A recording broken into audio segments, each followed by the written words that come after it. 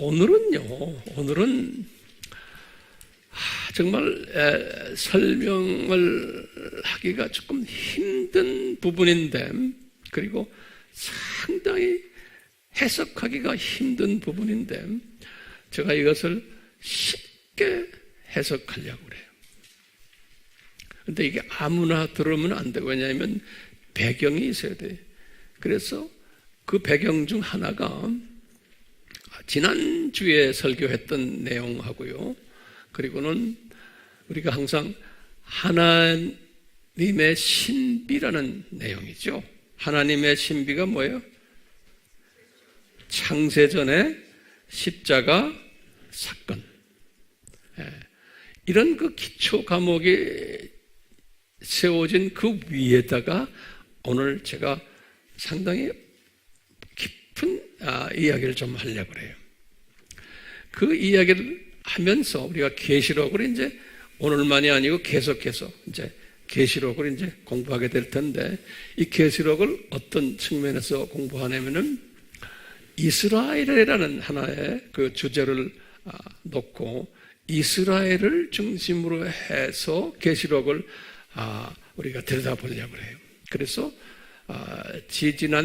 지난주는 부활과 관계되는 시리즈를 제가 3번 말씀했는데요. 이 부활과 이 이스라엘 시리즈와는 거의 같은 이야기. 그래서 한 시리즈로 보시면 돼요.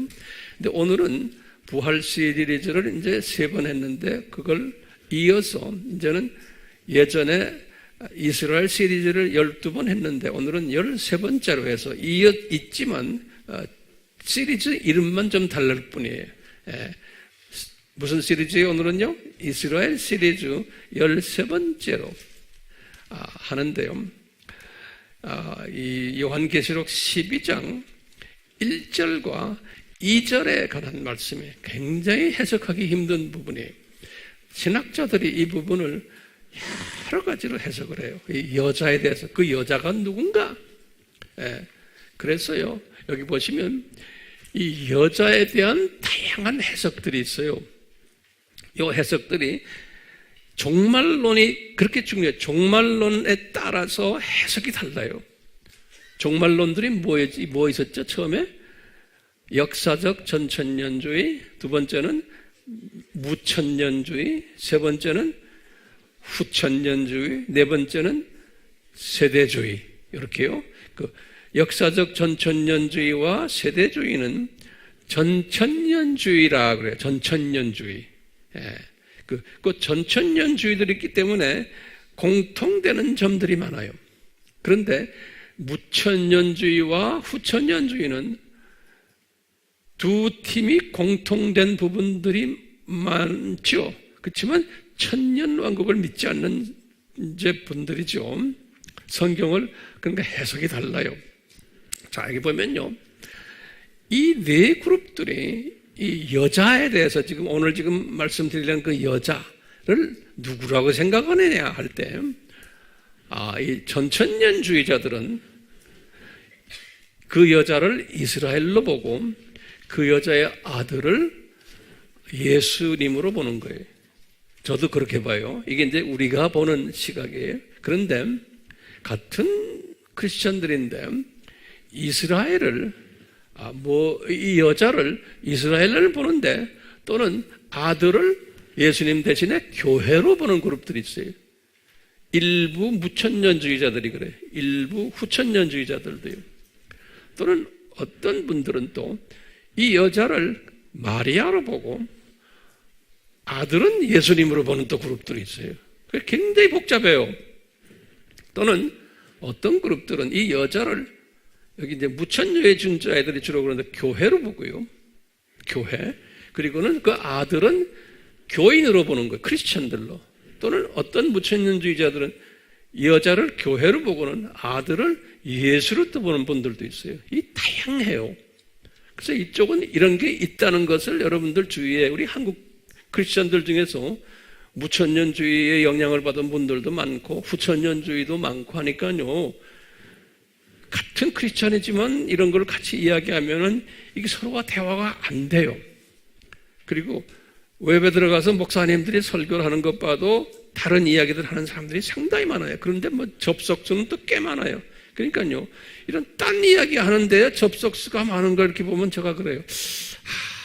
그러니까 이 소위 크리스찬들이라는 사람들이 좋아하는 게 이런 거구나라는 것을 제가 이렇게 짐작해요. 그러면서 이것도 문제가 별로 단순하지 않구나. 선호하는 게 있어요, 사람들이요. 자, 이걸 참고로 해놓고요. 그 다음에 이제 이런 걸 제가 오늘 깊이 설명할 텐데, 이 설명하기 전에 항상 우리가요, 지난 시간 걸 간단하게 보셔야 돼요. 그러니까 여러분들이 설교할 때도 똑같아요. 가르칠 때도. 지난 시간에 우리가 전 3년반이 나팔 시대라 그랬어요. 이건 우리 알죠? 나팔 시대죠. 지난 시간에 우리가요, 6째 나팔을 불 때를 우리가 강조해서 공부했어요. 6째 나팔을 딱 불 때 사람의 3분의 1이 죽고 하나님의 신비가 이제 나타나고 10장 7절에 그랬어요. 그러면서 하나님의 신비가 담겨 있는 책을 요한보고 먹어라 그랬죠. 그래서 이 책은요, 작은 책이에요. 그래서 제가 원어를 딱 읽다 보니까요, 보통 책 하면 성경 하면요, 성경은 비블로스라고 이렇게 써 있어요. 성경은요. 그런데 이 작은 책을 제가 원어를 딱 보니까 뭐라 써 있냐면 비블라리디온 그랬어요. 이 비블라리디온이라는 말은 뭐냐면 영어로는 a little book 그런 소리예요. little book. 그 한국말로도 작은 책이라 그랬어요. 그러니까 성경책 전체 이거 아니고 그것을 써마리 해가지고 조금 써마리란 말이 뭐지? 한국말이 요약해가지고 딱 하나로 묶은 작은 책이 요 작은 책 비블라리디온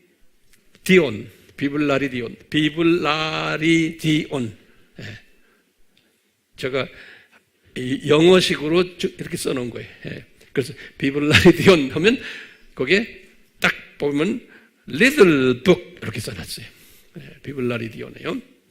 그러니까 이 little book이 뭔가, 이 little book이 뭔가 하니까요, 제가 이제 좀 이따 설명하겠지만요, 요거예요. 요 저 세상, 이 세상, 저 세상에 저 세상, 이 세상, 저 세상을 함축해서 적어놓은 내용이에요. 요것을 뭐냐면 하나님의 신비다. 이렇게 하나님의 신비다. 하나님의 신비를 적어놓은 책이다. 이 말을 다른 말로 표현하면요, 요 하나님의 신비는 요 창세전에 여기 창세전에 잘 들으세요. 이 십자가 사건을 디자인한 거예요. 창세전에 십자가 사건을 디자인했기 때문에 사탄이 생겨나고 타락 사건도 일어나고 7,000년 이 세상이 다 있게 되어 있는 거예요. 창세전 십자가 사건을 충족시키기 위해서예요.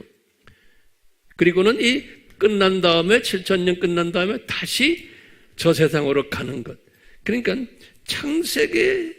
창세전 십자가 사건이 뭐냐면 하나님의 신비라는 거예요. 하나님의 신비. 오케이? 예.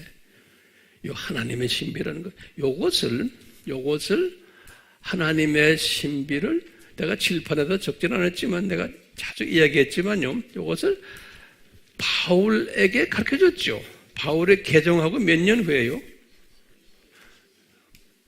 개정 35년에서 55년에 처음 가르쳐 줬죠. 고린도 전서 쓰실 때 그거 좀 적으세요. 내가 칠판에 안 해놨지만 하나하나 적으세요. 아는 거지만 다시 적으세요. 다시. 창세전 십자가를 예정한 것을 바울에게 우선 가르쳐 줬어요. 개정 직후가 아니에요. 한 20년 후에. 성경 구절을 알지만 내가 다시 말씀드려요. 첫째, 고린도전서 2장 7절에, 그리고 고린도전서 4장 1절에도 그래요. 이것은 주후 55년에, 그리고요 바울에게 로마서 16장 25절에서 26절에 주후 57년에,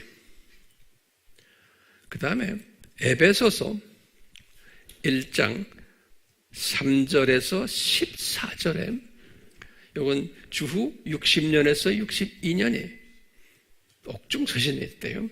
똑같이 골로새서 1장 26절에서 27절에 이것도 주후 60년, 62년에, 그리고는 디모데에게 디모데후서 1장 9절에 이건 주후 67년에, 이렇게 최소한 바울이 한 5번을 이 하나님의 신비, 창세전 십자가 사건에 대해서 언급했어요.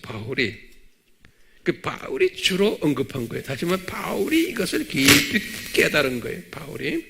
그 다음에 베드로도 깨달은 것을 또 한 번 말했어요. 베드로전서 1장 19절에서 20절에 이건 주후 64년에 이분이 65년에 순교했거든. 순교 1년 전에 이렇게 했는데, 성서에는요 그 유명한 요한에게는 이 하나님의 신비를 이렇게 베드로처럼 바울처럼 주지를 않았어요. 요한에게는. 그래서 요한복음에도 이 이야기가 없고요, 요한이 쓴 요한 1서, 2서, 3서에도 이제 요한계시록도 쭉 나오다가 요한계시록 12장 오늘 여기에서 이제 드디어 나타나기 시작하는 거예요. 요한계시록 12장 예언을 다시 예언하라 이럴 때 나타나기 시작하는 거예요. 요한에게요. 그러니까요 요한이 지금 오늘 말하는 12장부터 시작을 할 때 12장 1절과 2절이 무슨 이야기냐면요, 제가 결론적으로 먼저 말씀드리면 이게 하나님의 신비를 요한에게 보여주는 거예요. 하나님의 신비를.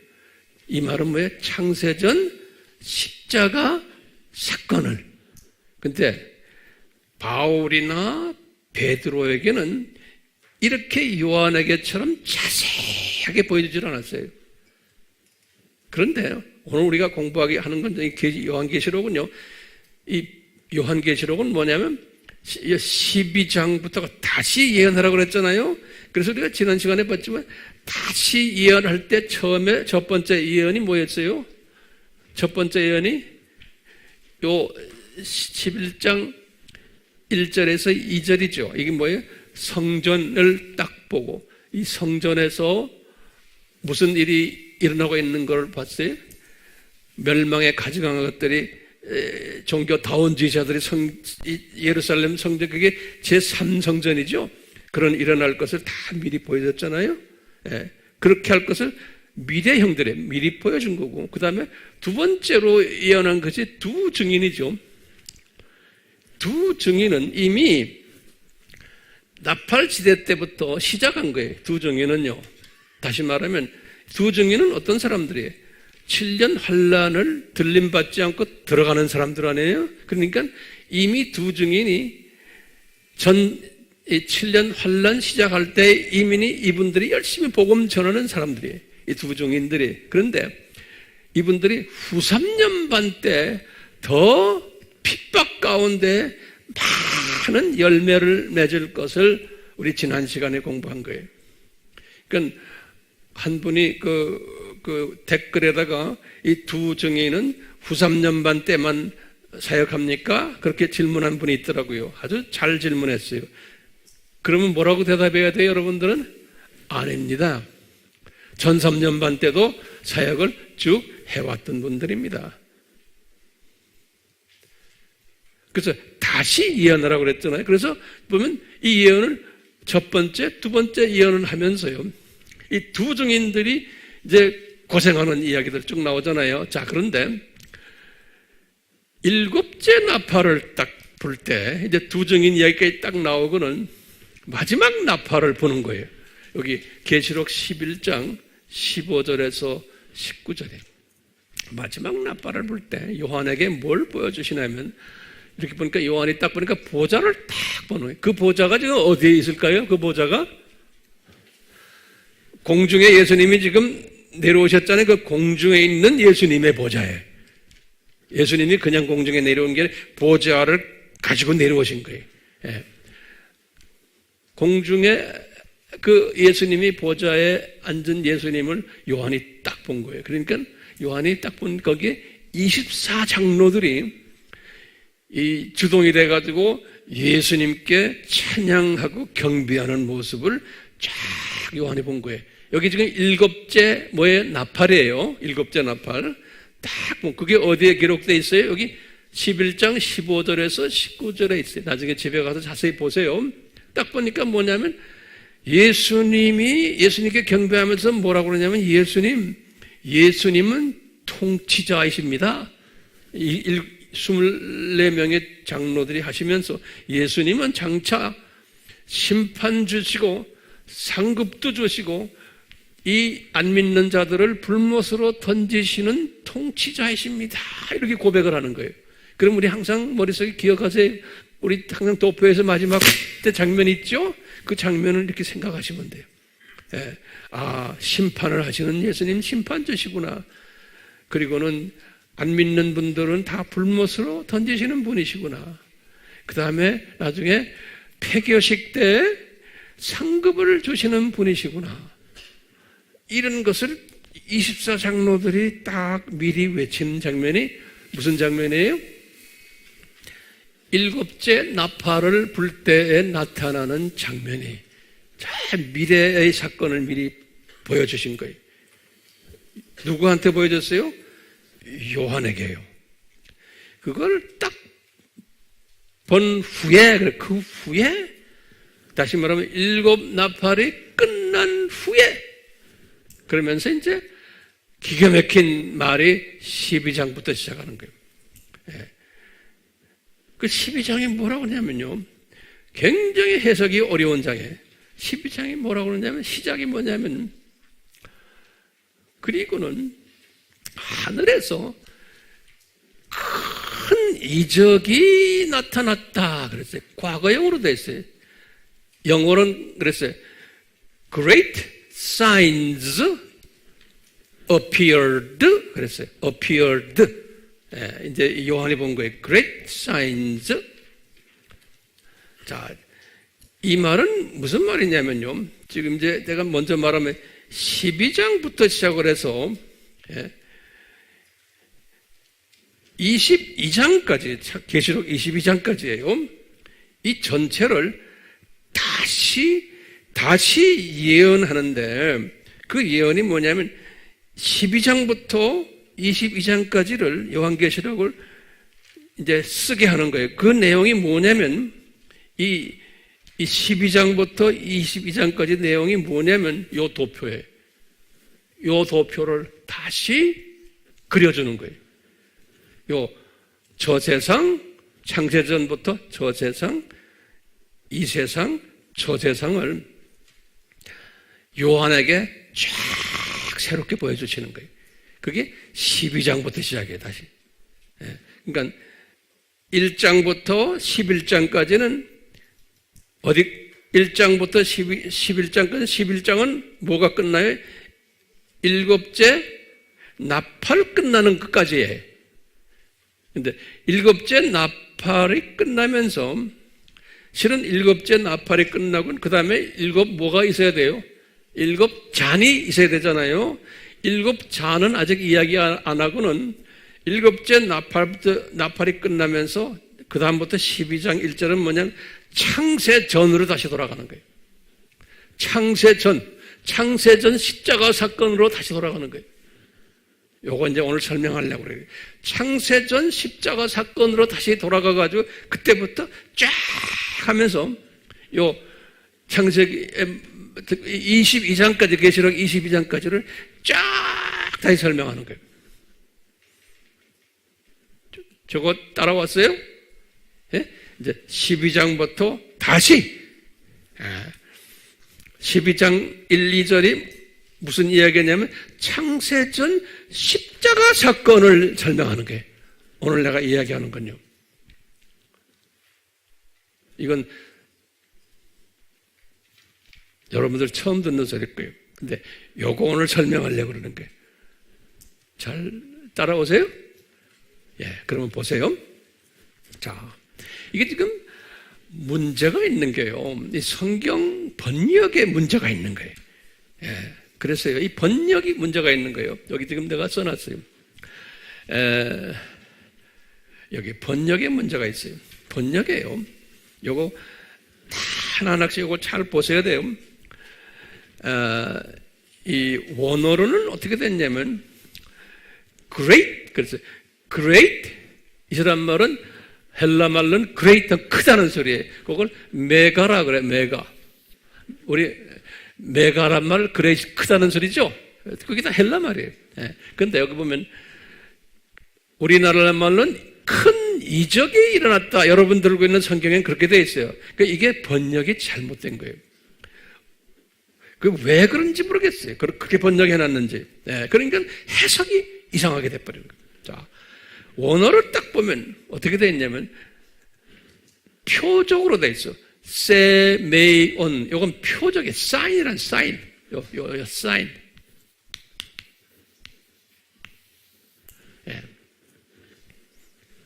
그래서요, 요 성서에는요, 여기 보시면 요 사도행전 2장 22절에 보면 기적이라는 말이 나오고요, 이적이라는 말이 나오고 표적이라는 말이 나와요. 요거 사도행전 2장 22절에 기적을 미라클이라고 번역이 돼. 영어로는요 정확해요.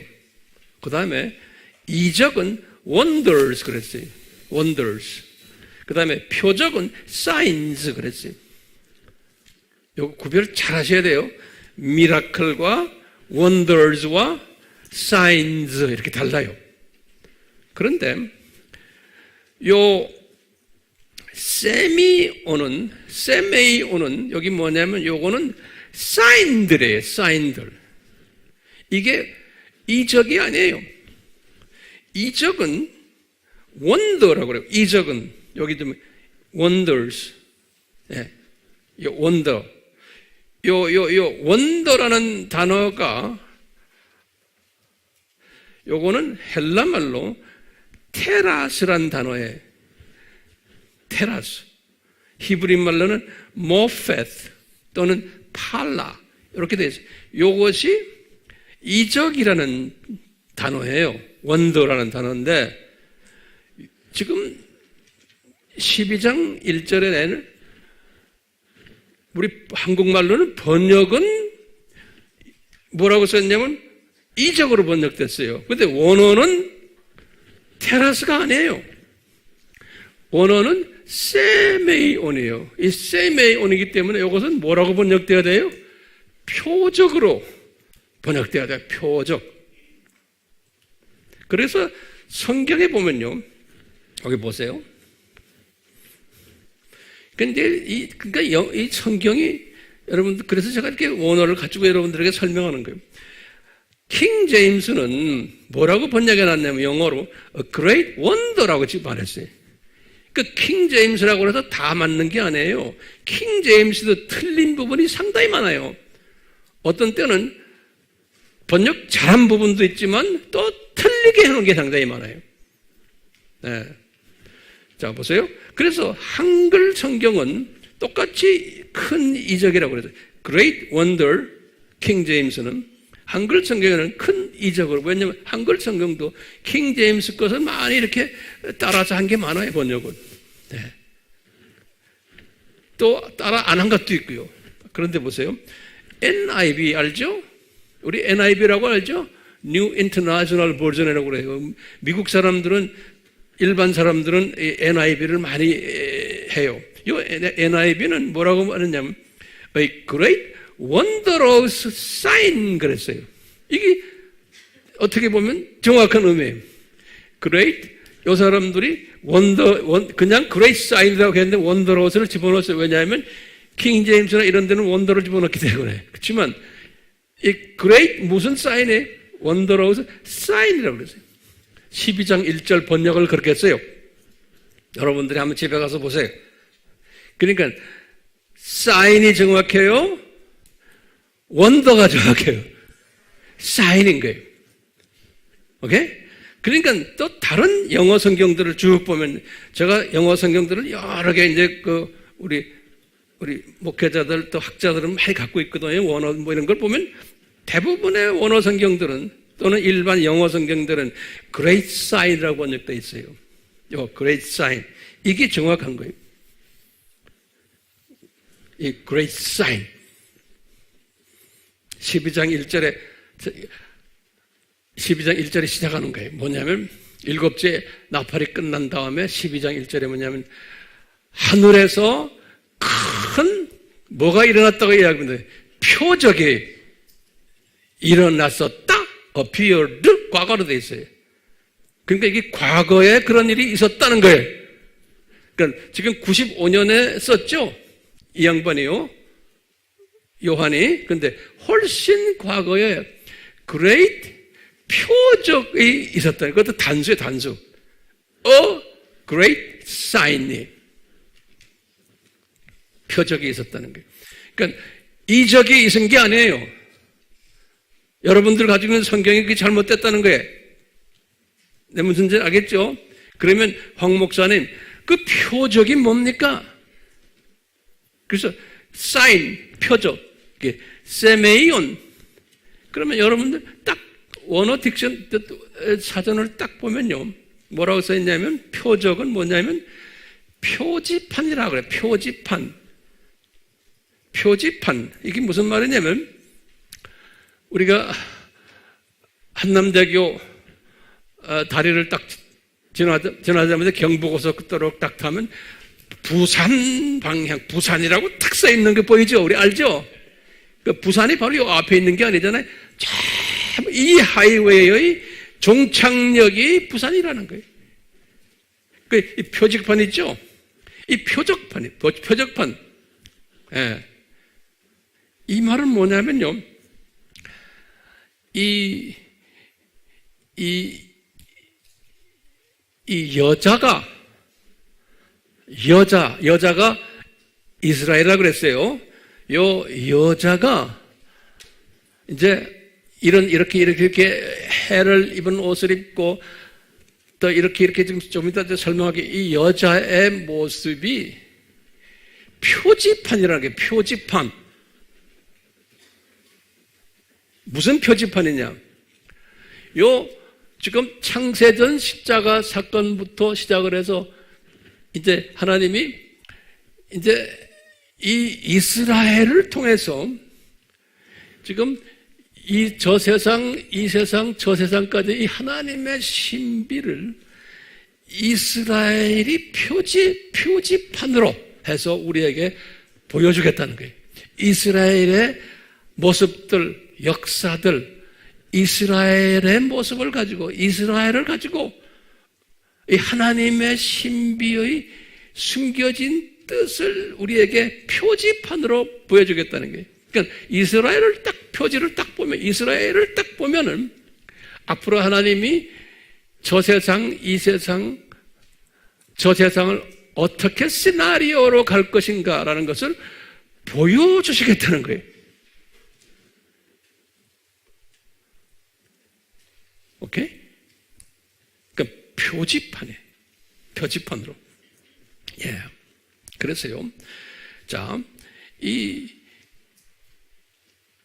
여기다 써는데 큰 표적이 하늘에서 나타난다. 12장 1절에 큰 이제 그러니까 여러분들 성경에도 큰 이적이라는 걸 지워버리고 거기다가 뭐라 써야 돼?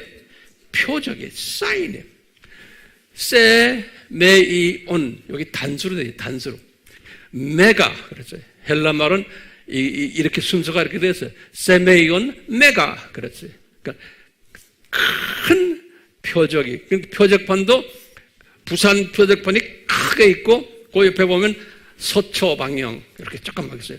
양재 조금 붙어있고 그렇죠. 조금만 표적판도 있는데 이건 great 표적판이에요. 그러니까 이 great 표적판이라는 말은 다시 말로 보면 뭐랄까 큰 표적판은 목적지가 딱 있고 방향이 딱 있는 거예요. 그게 이스라엘이 우리에게 그걸 보여준다는 거예요. 이스라엘을 통해서. 자, 이걸 전제로 해놓고요. 한번 보는 거예요. 그렇다면 이 여자가 어떤 모습으로 있는 것을 보여주는가 요한이 본 게 뭐냐면 이 여자가 보세요. 이 여자는 누구로 지금 우리 해석했어요? 이스라엘에. 그 다음에 그 아들을 낳는데 그 아들은 누구로 해석했어요? 예? 예수님이. 그러니까 이스라엘을 통해서 예수님이 나오신다는 거예요. 자, 그런데 보세요. 예수님이 나오신다는 그 말은 뭐예요? 그냥 예수님이 나오는 거예요? 아니죠. 창세전에 십자가 사건을 디자인하셨기 때문에 예수님이 나오시는 거예요. 예, 그냥 나오는 게 아니에요. 창세전 십자가.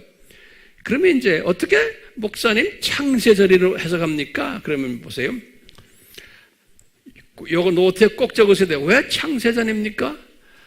하나님의 신비를 이야기하기 때문에 그러는 거예요. 요한이 하나님의 신비가 들어있는 책을 먹었죠? 하나님의 신비는 뭐였어요? 아까 우리 바울이나 베드로 봤죠? 뭐예요? 창세전 십자가 이야기가 하나님의 신비인 거예요. 요거 꼭 잊지 마세요.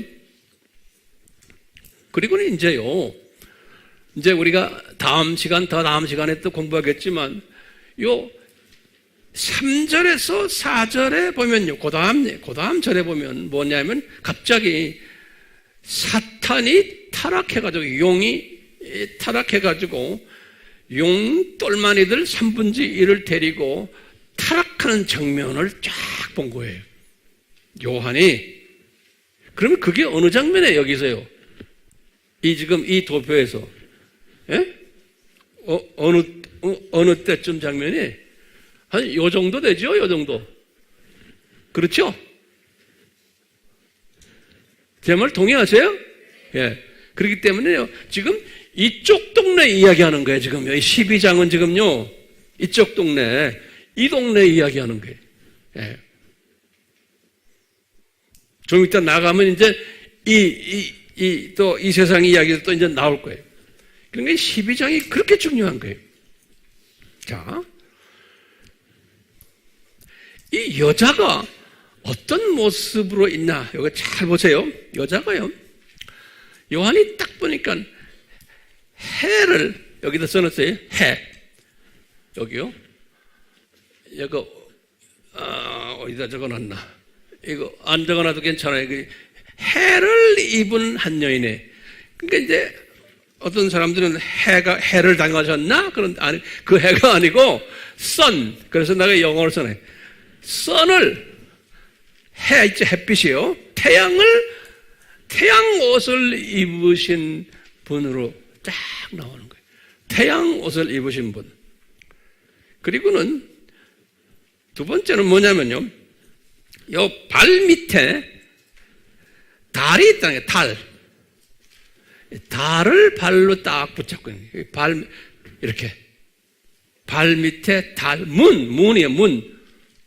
예? 그 다음에 또 뭐가 있냐면요. 머리에 12별, 멸리관을 써서 12별. 그러니까 해, 달, 별, 관계되는 그러한 여자의 모습이에요. 또 이걸 어떻게 해석하는가? 그래서요, 이것을 긍정적인 견해로 보는 게 있어요. 그러니까 지금 예를 들어서 이 여자가 만약에 교회라 그러면, 이 교회라는 저희 무천년주의자들은 이 여자를 교회로 보는 분들이 많아요.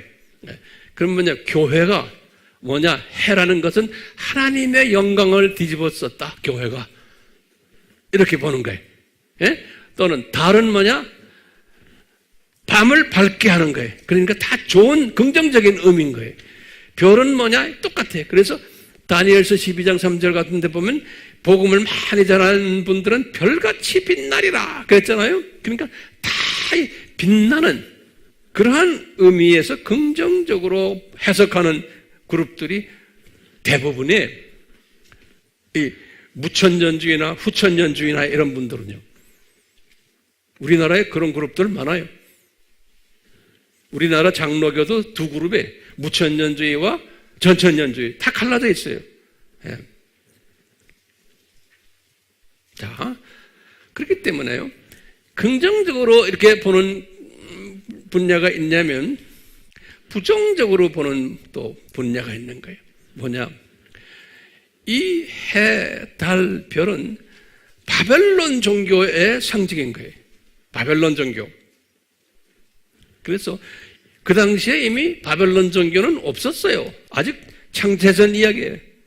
그렇지만 이미 하나님은 다 바벨론 종교를 디자인하시고는 바벨론 종교의 해는 니무롯이고 달은 세미라미스고 별은 담무지. 그래서 이스라엘 사람들이 에스겔서 8장 14절에 보면 담무주를 섬겼어요. 그런 이야기는 좀 있으면 또 자세히 좀 나올 거예요. 다시 말하면 황 목사님은 어느 견해를 따를 것 같아요? 예? 요 부정적인 견해로 해석하는 거예요. 다시 말하면 요 여자는 누구예요? 여자는 이스라엘인데 그 이스라엘이 무슨 옷을 입었냐면 이 바벨론 섬긴 니므롯을 섬기는 옷을 입고 해로서 그리고는 밑에 달 세미라미스를 끼고 있고 발을 디디고 있고 의지하고 있고 발 디디고 있는 건 의지하는 거예요. 그리고는 12별의 면류관을 쓰고 있는 머리에. 그러니까 이것을 12별의 면류관을 긍정적인 측면도 어느 정도 있어요. 왜냐하면 나중에 요 이스라엘 사람들이 12지파들이 궁극적으로는 폐교식 때 창조 목적학교 폐교식 때 12면류관 쓰겠죠? 예, 그런 의미에서 12별이지만 그렇지만 더 좁은 의미에서는 이 별도 섬겼다는 거예요. 그래서 바벨론 종교를 섬길 때 항상 이스라엘 사람들이 요 해, 달, 별을 섬겼어요. 기가 막히게요. 왜? 이것이 어디에서 디자인된 거예요? 지금 창세전에 이스라엘 사람들이 해, 달, 별을 섬길 것을 미리 디자인됐다라고 보면 되는 거예요. 기가 막히게. 이게 왜냐하면 이 세상은 뭐예요? 창조, 목적, 학교이기 때문에 그런 거예요. 그러니까 이 구약의 이스라엘 사람들이 해, 달, 별, 바벨론 종교를 섬겼다는 것은 뭘 나타내 주느냐면 이스라엘 사람들은 구약 사람들이 신약의 이스라엘 사람들은 뭐예요? 하나님의 자녀들이죠. 크리스천들이죠. 크리스천들도 똑같이 바벨론 종교를 섬길 것을 직접간접으로 미리 다 암시해 주는 거예요. 기독교인들도. 자, 이미 이렇게 창세전에 지금 디자인 하시고는 예수님께서 이렇게 이야기했어요. 해, 달, 별에 대해서. 보세요. 해, 달, 별은 본래 넷째 날에 하나님이 창조한 거예요. 창세기 1장 14절에서 19절에. 그렇죠? 네 번째 날에. 창조하셨죠? 창조하고는 요 느헤미야 9장 6절이나 시편 19편이나 또는 시편 148편에 보면 정확하게 요 해, 달, 별들이 하나님께 경배하고 영광을 드렸어요. 그래서 이 해, 달, 별들이 본래는 하나님께 영광 드리게 창조된 것들이에요. 그런데 이것을 변이시킨 거예요. 이것이 사람들이 바벨론 종교를 만들어가지고 이걸 이용한 거예요. 예. 그 본래는 해, 달, 별은 하나님이 창조하시고 하나님께 영광 드리도록 하고 영광 지금도 드리고 있어요. 해, 달, 별들이. 예. 그런데 사람이 이렇게 만들어낸 거예요. 그래서요, 모세가 한 말이 있어요. 모세가 40년 광야 생활 끝나고 죽기 1년 전에 신명기를 쓰셨는데, 신명기 쓰시면서 이제 제일 마지막에 신명기에다 뭐라고 그랬냐면, 신명기 이제 시작하면서도 그랬고 마지막 때 똑같아요. 4장 19절에는 특히 그랬어요. 이스라엘 사람들에게, 얘들아, 우리가 애굽에서 구원받아서 이렇게 하나님의 은혜로 광야에서 지금 이렇게 하고 좀 있으면 가나안으로 들어가는데 내가 너희들에게 강력하게 부탁한다 그러는 거예요. 너희들 신명기 4장 19절에 그랬어요. 뭐냐면요, 절대로 해와 달과 별을 섬기지 말아라. 아주 구체적으로 말했어요. 해와 달과 별을 섬기지 말아라. 이 말은 무슨 말이에요? 바벨론 종교를 따르지 말아라. 그런 말이랑 똑같아요. 이렇게 말했거든요. 그리고 500년 후에 다윗이 나타났어요. 다윗은 정확하게 요 해, 달, 별을 섬기지 않았어요. 다윗은.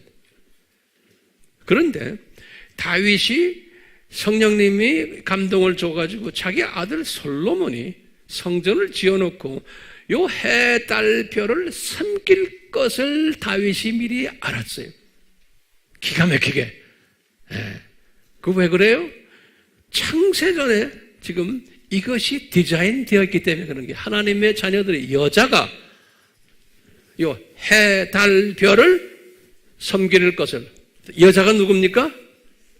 이스라엘 사람들이. 제 말 잘 따라오세요? 그렇기 때문에 이미 다윗이 알았어요. 그래서 이제 다윗이 솔로몬한테 3번 경고를 해요. 3번.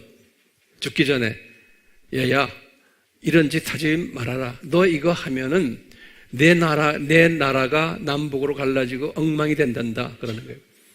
가르쳐줘요. 근데 솔로몬이 안 하겠어요? 하겠어요? 솔로몬이 했어요. 순종 안 하고. 그 솔로몬이 어떻게 했어요? 여기 보면 열왕기상 11장 3절에서 8절 보면 이방 여자들 700명, 그 다음에 첩들 300명, 다 해, 달, 별 섬기는 종교를 가진 이방 여자들, 예. 그 여자들을 데려다가 예루살렘 성전 지어놓고는 성전 안팎에다가 그런 걸로 꽉 재어놨어요. 기가 막히게. 예.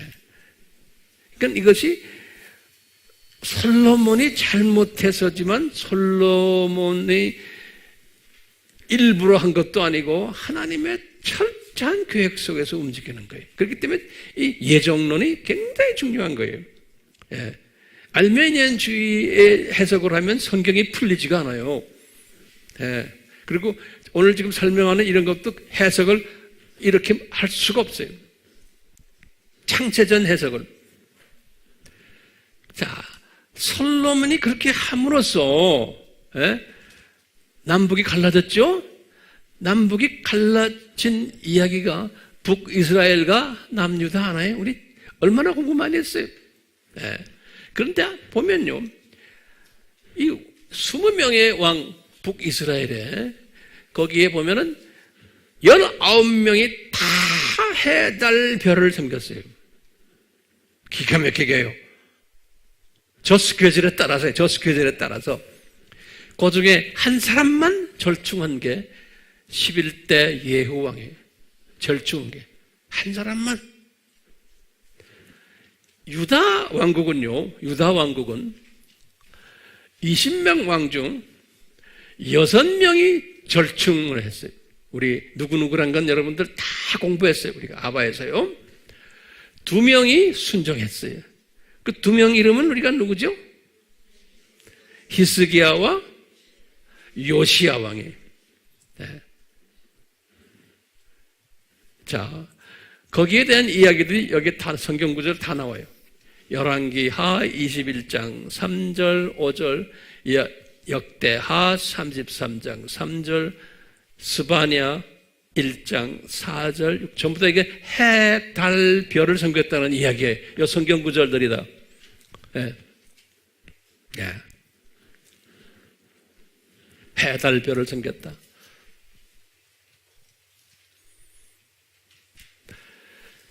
이 바벨론 종교 하면요, 우리 종교의 기원책, 여자의 후손책에 쫙 나오죠. 제가 니무롯, 세미라미스, 담무스. 이 신약에 와서 크리스찬들이 그리스 신화를 믿거나 로마 신화도 믿었어요. 기독교인들이, 로마 카톨릭도, 정교회도, 우리 개신교들도, 우리도 오늘날이요, 로마 신화를 우리가 많이 학교에서 배우고 우리 삶에 적용하고 있어요. 지금 니무롯을 제우스라고 그래요. 그리스 신화에서는. 또는 로마 신화에서는 주피터라고 그래요. 그걸 목성이에요. 우리 지금 월화 수목 금토 이 요일 지키는 것도 다 이 바벨론 종교의 잔재들이에요. 예. 이 니무롯을 또는 그리스 신화에서는 아폴로라고 그래요. 로마 신화에서도 아폴로라고 그래요. 그건 태양이라는 소리예요. 태양. 아폴로라는 소리가요. 그래서 오늘날 무슨 이 아폴로 메토 아폴로 이야기 많이 하잖아요. 사람 이름도 아폴로도 있고요. 우리 삶 속에서 기독교인들도 이걸 많이 그냥 하고 있어요. 세미라미스는 아테미스, 그리스로요. 미네르바, 이건 지혜와 예술의 신이고, 니케, 우리 신발도 니케 있죠? 나이키 신발이요. 여러분들 신고 다니잖아요. 나이키 신발. 이게 빅토리아라는 뜻이에요. 이게 로마로는 말이에요. 승리의 여신을 나이크라고 그래요. 니케.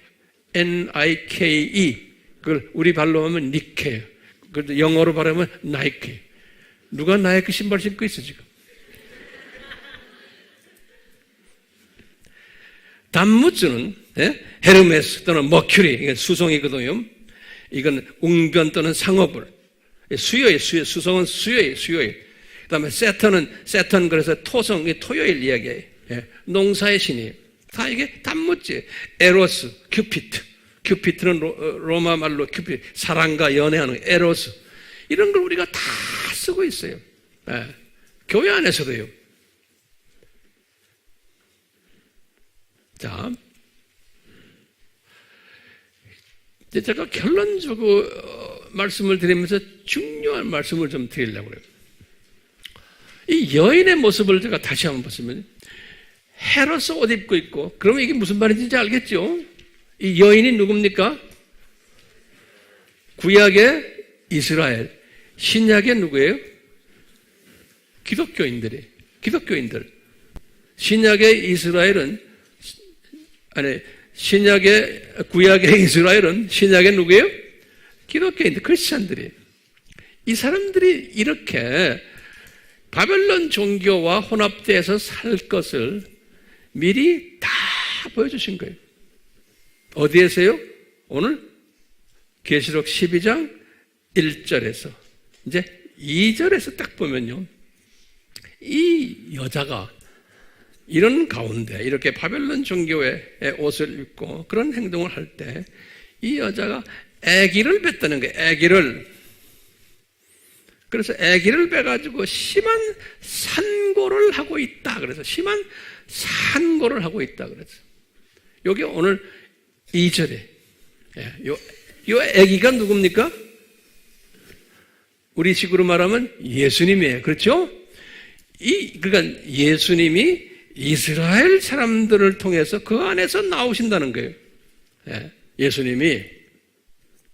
자, 산고를 한다 그럴 때요, 여기 보면 산고로 울부짖는다라는 표현을 했어요. 굉장히 괴로워한다는 거예요. 지금부터 말 잘 들으세요. 울부짖는다는 요 말을요, 제가 원어를 딱 들여다보니까 뭐라고 썼냐면요, 크라제이라고 그래서 크라제이. 이 크라제이가 뭐냐면요, 문법으로 딱 보면 이거는 현재형이에요. 자, 여기 현재형이라는 게 굉장히 중요해요. 아기가 울고 있다는 거예요. 근데 현재 진행형이 아니에요. 현재형이에요. 운다는 거예요. 그 성서에서나 어느 문법책에도 현재란 말은 뭐냐면 항상 계속성을 가지고 있어요. 여자가 나타났다 할 때는 appeared 과거형으로 되어 있어요. 과거형이에요. 근데 과거형의 문장들이 있는데 갑자기 현재형으로, 울부짖는다는 것은 현재형으로 되어 있어요. 굉장히 중요한 개념이에요. 예. 이게 크라체 현지형인데 여기 보면 능동태로 되어 있어요. 능동태. 그래서 이게 문법이 그렇게 중요한 게 수동이 아니에요. 누구에 의해서 우는 게 아니에요. 스스로 우는 거예요. 스스로. 능동태. 수동과 능동 있죠? 그래서 우리가 이제 문법을 이렇게 공부하는 거예요. 예. 능동태로 되어 있어. 이 뭐냐면 이 여자가 산고를 겪는데 누구에 의해서 상고를 겪는 게 아니고 스스로 지금 상고를 겪는 거예요. 스스로. 그런데 현재형이에요. 현재형. 예. 그리고 단수로 돼. 단수는 뭐냐면요. 항상 대표성을 이야기할 때 단수를 써요. 예. 요 3인칭 당수에 크라제이 하면 3인칭 당수. 그래서요. 다시 말해 요 여자가 누굽니까? 이스라엘이에요. 이스라엘이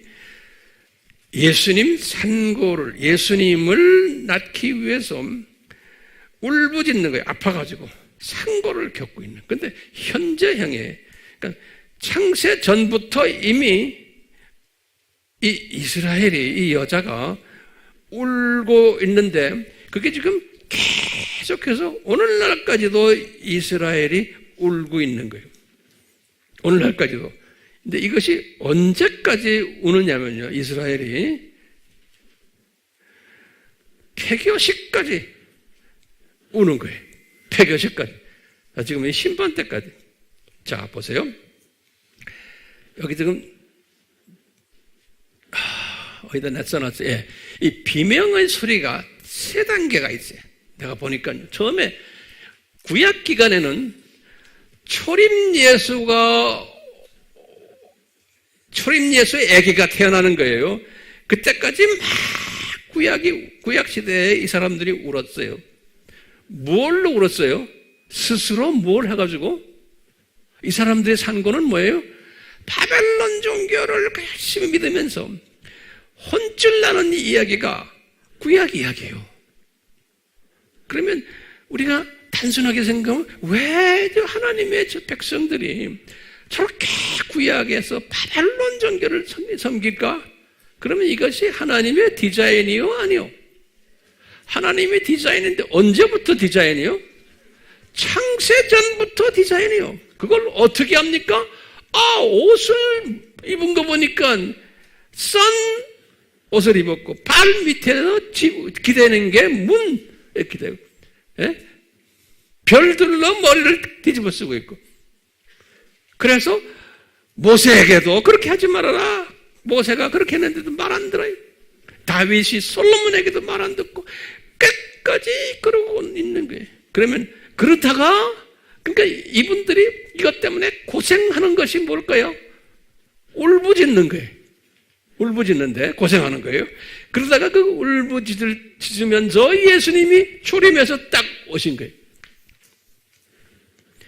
예수님이 초림해서 오셨는데도 이 이스라엘 사람들은 그 예수님을 인정했어요? 안 했어요? 안 했어요. 예.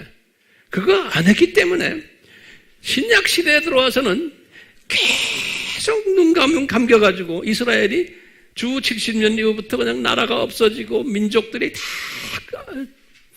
소위 안티세미티즘이죠? 뭐예요? 안티세미티즘이 뭐지? 한국말이? 반유대주의. 이것이 지금까지 일어나고 있는 거예요. 그러면서 이제 예수님의 재림이 이제 올 거예요. 아기가 태어나는 거예요, 다시. 예. 초림도 예수님의 아기 태어나는 거고, 이 재림도 예수님의 아기가 태어나는 거예요.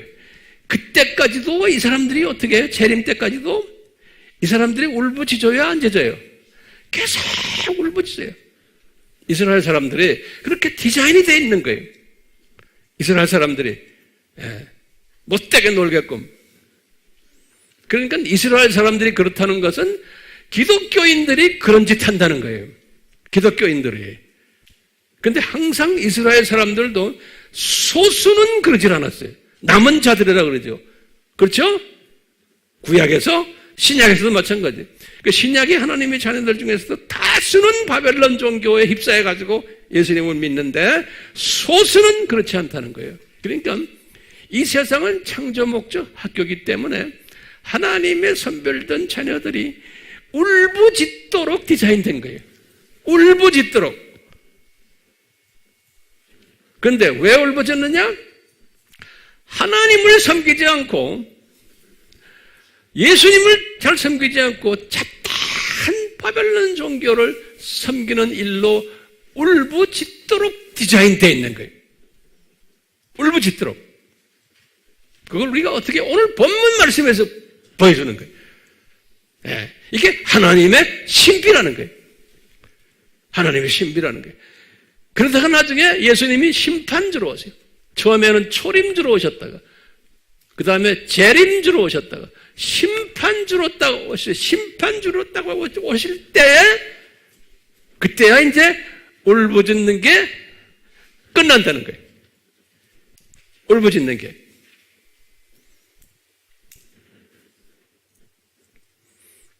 그러니까요, 이스라엘 사람들은 아까 그랬죠? 큰 표지판이다. 표지판. 그것도 적은 표지판이 아니고, 부산 갑니다. 부산으로 딱 써놓은 거예요. 한남대교 딱 건너자마자. 그러면 왜 부산이 갑자기 나와요? 이게 부산 가는 길이요. 똑같아. 창세전에 이 여자를 통해 가지고 표지판으로 보여준 거예요. 이 표지판은 뭐냐? 저 세상, 이 세상, 저 세상 이 방향을, 목표를 쫙 표지판으로 보여주면서 이스라엘 사람들이 우리에게 보여주는 거예요. 이분들이 바벨론 종교로 뒤집어 쓰고는 바벨론 종교를 믿으면서 그 울부짖는 그 모습을 우리에게 표지판으로 보여준 거예요. 그리고는 신약에 와서 하나님의 자녀들이 그대로 또 그렇게 따라올 것을. 그런데 항상 그 안에 소수가 그렇지 않다는 것을 보여주시는 거예요. 그 소수는 나중에 폐교식 때 어떤 분들이 리더가 되는 사람들이. 그렇기 때문에 이스라엘은 큰 표지판이며 이 사람들은 창조 목적, Creation Purpose, CP, 창조 목적을 역행하는 역사로서 역할하는 사람들인 거예요. 그리고는 조교팀들이 돼서 하나님의 자녀들에게 이것을 역사 무대에서 보여주는 거예요. 이분들이 우리 크리스천들에게 보여주면서 이런 것이 하나님의 신비다라는 것을 보여주는 거예요. 그럼 언제까지 이분들이 이 표시판으로 보여주는가? 이 울부짖는 모습을 폐교 때까지 주님이 보여주신 것이라는 거예요. 이것 소화가 되세요? 제가 이거 고민했어요. 이거 우리 팀들이 소화할 수 있을까? 조금씩 눈이 좀 떠져요? 매주마다 조금씩 눈이 뜨기를 원하면서 한꺼번에는 안 되잖아요. 조금씩 눈을 뜨는 거예요.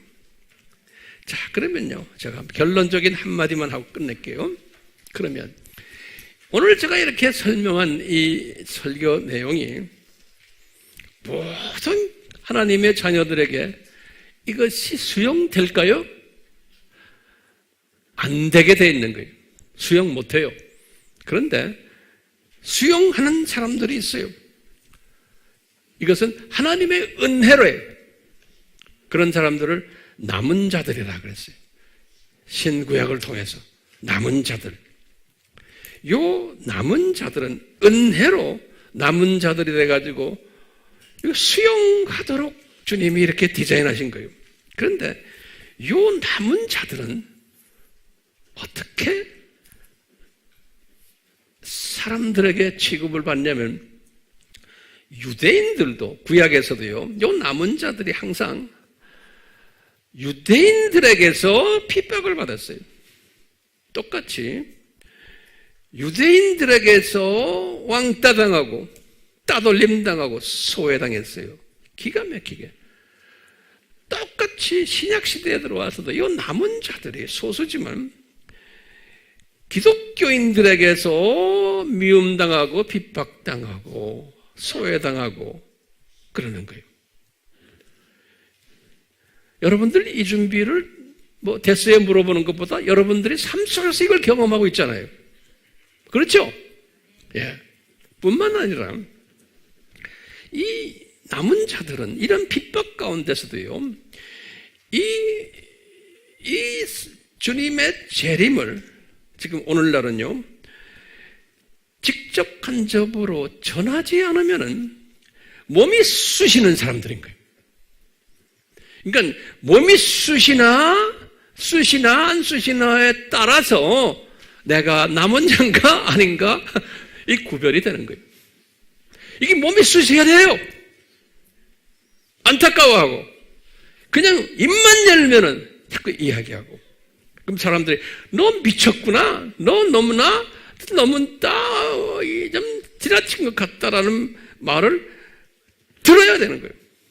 그러니까 이 남은 자들은 그냥 몸이 쑤시는 것뿐만 아니고, 내가 이것을 외치지 않으면은 막 그냥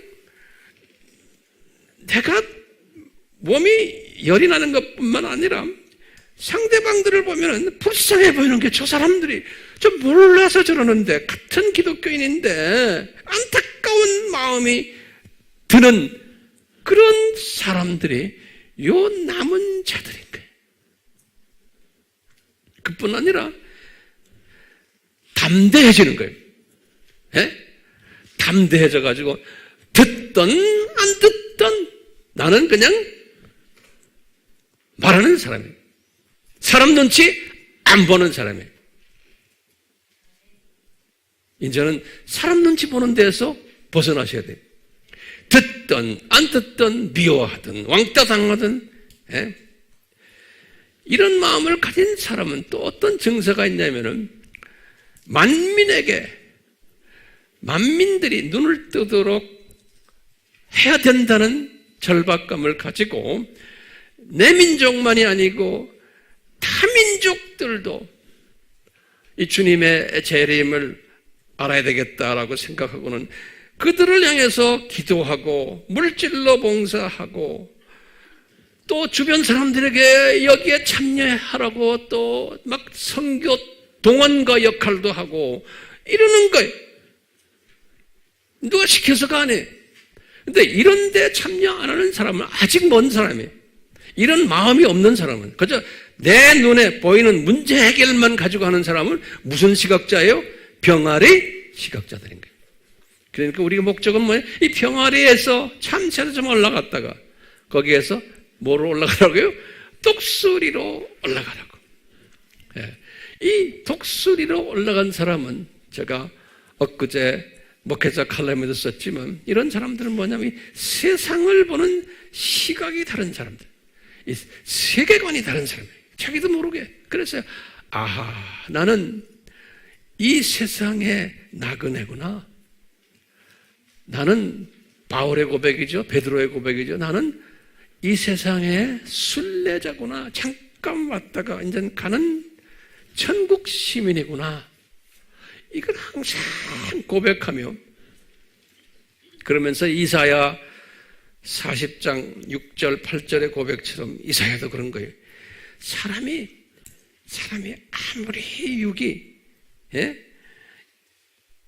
이쁘고 꽃 같고 풀 같고 이래도 잠깐이면 다 시들어진다는 거예요. 이것을 이사야도 깨닫고 고백한 것처럼 저도, 여러분도 이 남은 자 반열에 들어온 사람은 벌써 삶의 정세가 달라요. 생각하는 게 다르고 그렇기 때문에 우리는 항상, 저는 그래요. 저는 뭘 생각하냐면 항상 폐교식을 생각해요.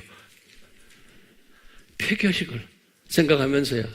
폐교식 때, 우리 졸업식 때 모자, 가운 막 집어던지고 막 우리 즐거워하듯이 폐교식 때 거기에서 온갖 하나님의 자녀들이, 전 세계 사람들이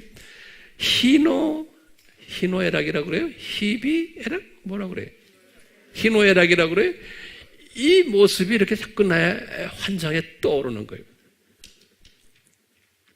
폐교식을 항상 생각하는, 그게 비저너리 맨인 거예요. 그렇죠? 이 비저너리 맨이.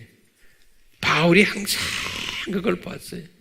그러니까 이 멀리 독수리 시각으로 보니까요, 오늘날 일어나는 모든 일들을 그냥 내가 소화할 수 있는 거예요. 그냥 안아줄 수 있고요. 오늘날에 일어나는 모든 부조리들도 내가 소화하는가. 이건 당연히 이런 일들이 일어나게끔 돼 있구나.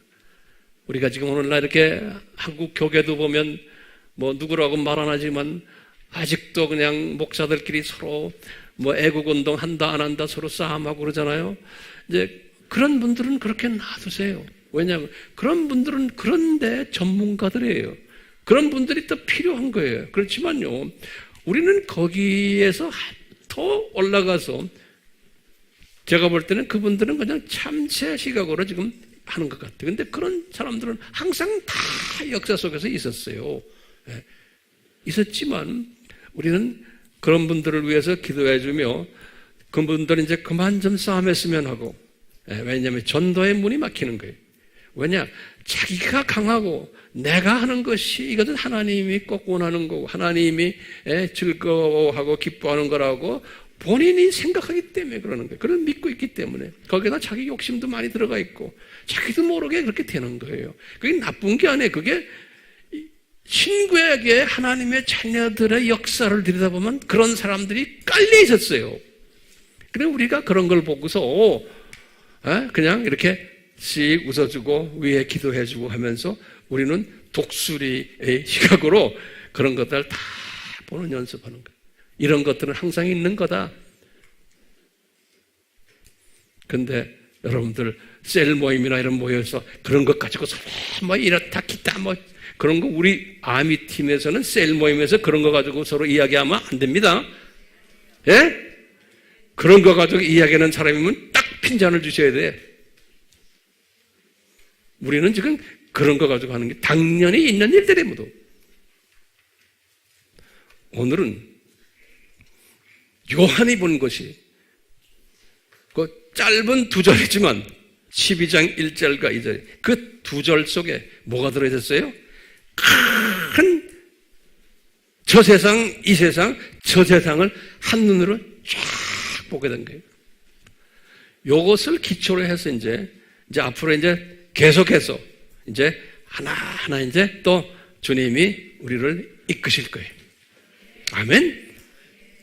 예수님, 감사한 것은 우리 아미 팀들이 이렇게 대면 비대면으로 이 어려운 예수님의 가르침을 조금이라도 소화할 수 있도록 은혜 주심에 너무나 감사합니다. 주여, 우리가 미움을 당하고 따돌림 당하고 소외를 받더라도 이 주님의 메시지를 전하지 않으면 몸살을 일으키는 그러한 복된 자들 되도록 은혜 베풀어 주시옵소서. 예수님의 이름으로 기도드리옵나이다. 아멘.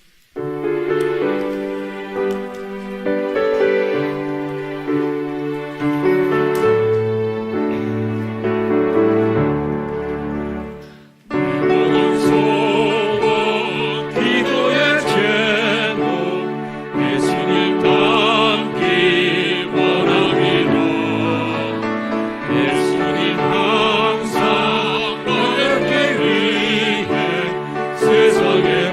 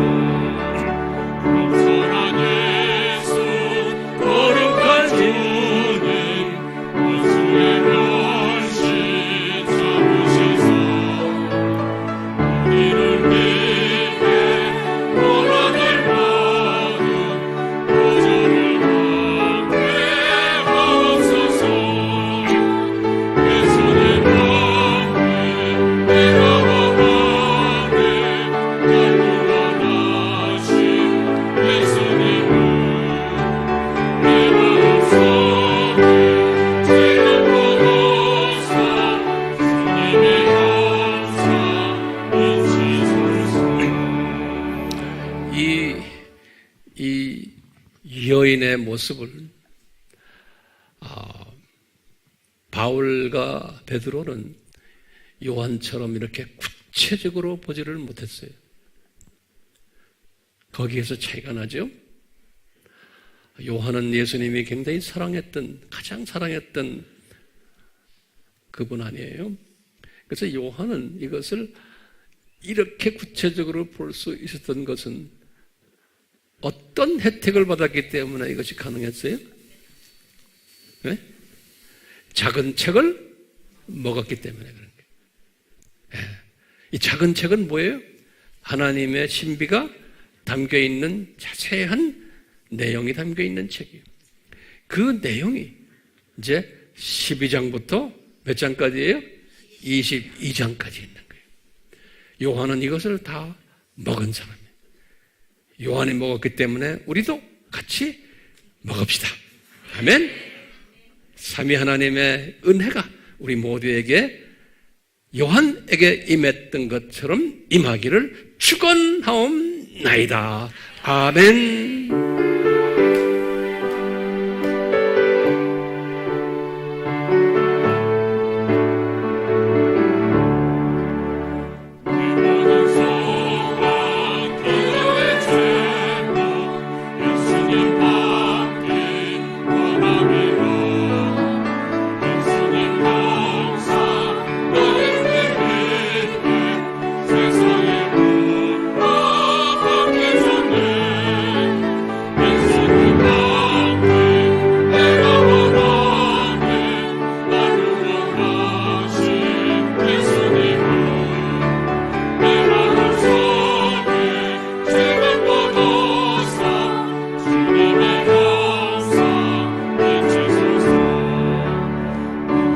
사랑 용서가 도는 성부자